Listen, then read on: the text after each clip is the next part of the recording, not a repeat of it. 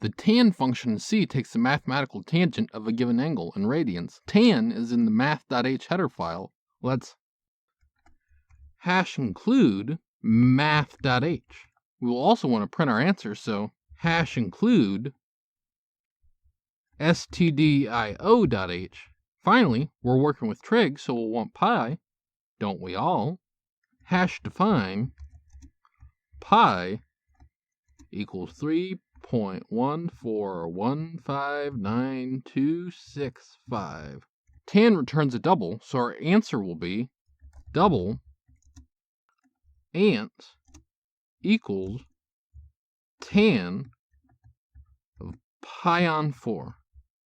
Next, we'll print our answer, so printf, double quotes, %f for doubles, \n, then we'll printf ants.